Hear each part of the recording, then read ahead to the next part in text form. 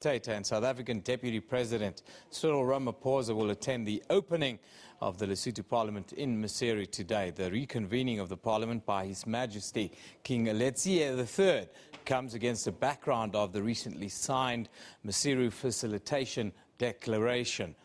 The Prime Minister Thabane dissolved Parliament in June. In terms of the new declaration, the Parliament will be reopened to discuss the budget and matters related to holding of elections scheduled for the end of February next year. Now, Vuyo Mvoko, our contributing editor, is in Lesotho right now. He joins us live. Very good morning to you, Vuyo. Thank you for joining us.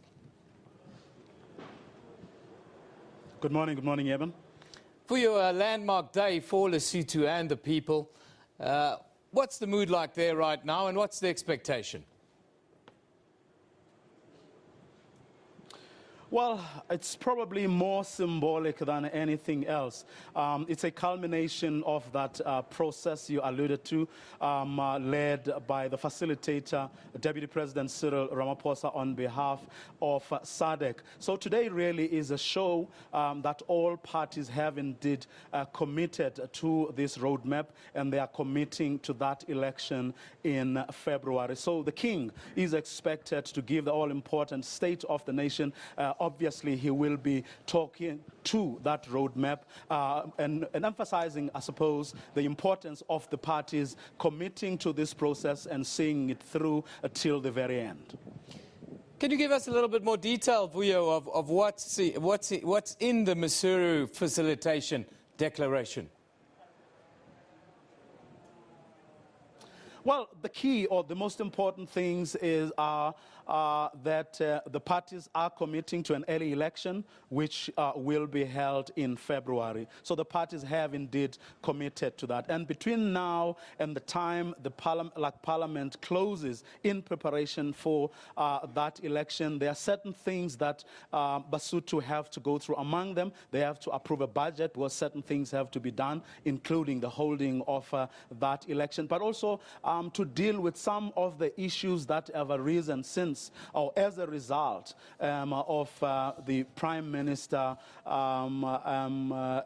suspending parliamentary procedure. So all those issues and other burning issues that people, parties here believe belong in this period. In other words, if they need to iron out some constitutional matters, having learned the lessons, the politics of coalitions and how the effect that they have had on the running of this democracy, they need to deal with those issues in the next month, couple of months, and after that prepare for that election. Vuyo, this is an important day for Lesotho, but it's also an important day for SADC. Just who of the SADC dignitaries are there, have they arrived, and also who will be representing South Africa?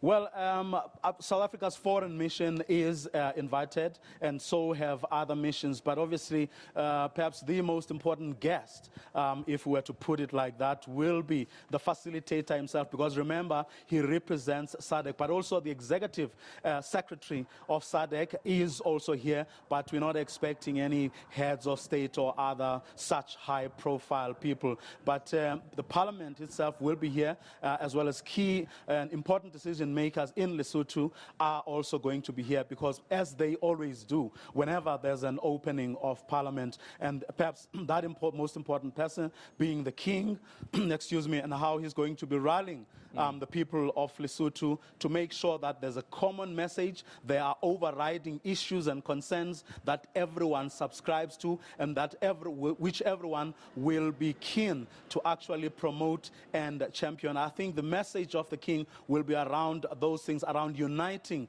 the Lesotho to make sure that they rally and unite around a common project in the next couple of months until that all-important election is held in February. Vuyo Mvoko, our contributing editor, thank you for that contribution. Vuyo, of course, will keep us updated throughout the rest of the day how things develop in Lesotho. I can tell you King Letsie III is expected to address Parliament at around 10:30 this morning. Hopefully we'll be there live. We'll be broadcasting from there live, and you'll be able to watch it if there's maybe a break in the Oscar Pistorius trial, which will be going live shortly after 9:30 this morning. However, dealing with the